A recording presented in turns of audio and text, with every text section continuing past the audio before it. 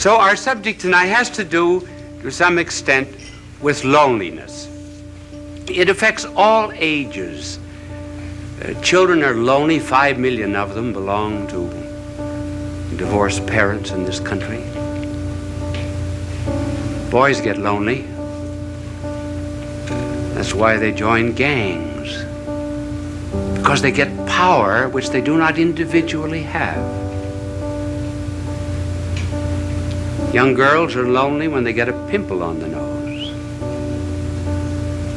Older girls are more lonely still when the boy treats them as a glass, throws the glass aside after he has taken the drink. They find then that they're just a replaceable part. Then there's the loneliness of leadership, being the top man on the totem pole. There's the loneliness of being at the bottom of the totem pole, because you're just one of the masses. You're apt to lose your personality. The loneliness sometimes of marriage, where all the jokes have been told. There's no new event to narrate. And it's the terrible solitude of being alone together. Even in moments of greatest unity, there is a feeling of apartness after such an ecstasy. One hopes to completely submerge oneself, and yet one finds oneself back again. The deep loneliness of which we are speaking comes from an excessive desire to be loved. The more I want to be loved,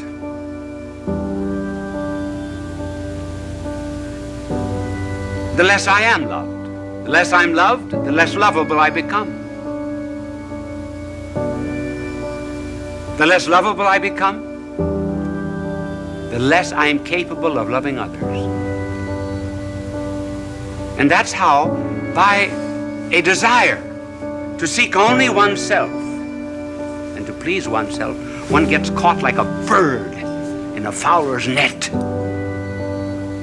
And the more one struggles to get out of this loneliness, the more one is captured by it.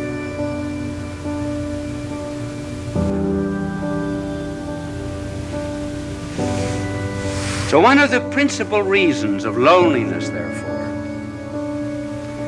is this egotism which seeks only oneself. King Charles says to Joan, "Why do not the voices come to me? I am the king." And Joan answers, "They do come to you, but you do not hear them. You have not sat in the field in the evening listening for them. You prayed from the bottom of your heart and listened to the thrilling of the bells and the trilling of them after they had stopped ringing. You would hear the voices, just as I do." In other words, listening is a therapeutic. We do the same thing with our prayers. We wouldn't do to a doctor what we do to God. Would we go into a doctor and mumble off all of our symptoms and then say, "Bye, doctor"? Not listen. So listening on our part, refusal to listen, is one of the causes that intensifies this forsakenness. Now, what is the cure? But here's something to remember, too. We think we should not be lonely. In this age of psychiatry, there are 2 or 3 conclusions that our world has drawn which are false. One is that we should never have a tension. Certainly we have tensions. We must have them. We've got body and spirit, and they go in opposite directions. They have 2 different landing fields. certain tensions are normal. If we didn't have them, we would be abnormal. And then we're lonesome. Sure, there's a metaphysical loneliness. Perfection is not here. This is not our home.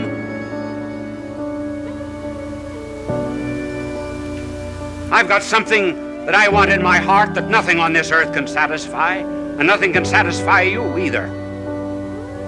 And we know it very well. What are we looking for? Well, we say we're looking for God. Yes. And I know what you will answer. What does God know about loneliness? Now that's a good question. That's a good question. What does he know about loneliness? Does he know anything about the loneliness, for example, of a babe in Afghanistan who has no better home than just straw? Does God know anything about the loneliness of a mother who has to gather up a child in order to escape a dictator and fly halfway across Africa?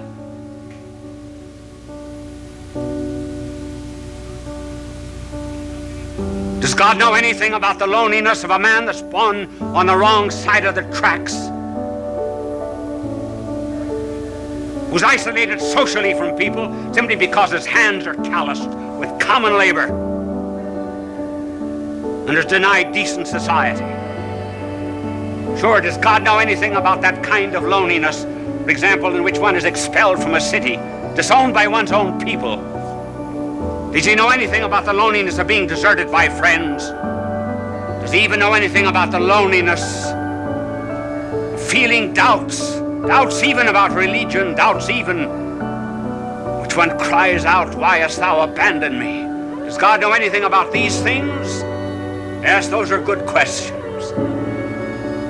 Now suppose that there was a figure that came into all of this loneliness and so immersed himself in it that he would not immunize himself from it, would not cut himself off from it. Would you, for example, be the only one on the battlefield that was whole and not help any of the wounded? So if there was a figure that came into this world of ours and refused to isolate himself from loneliness and felt it so much that blood poured out from his body,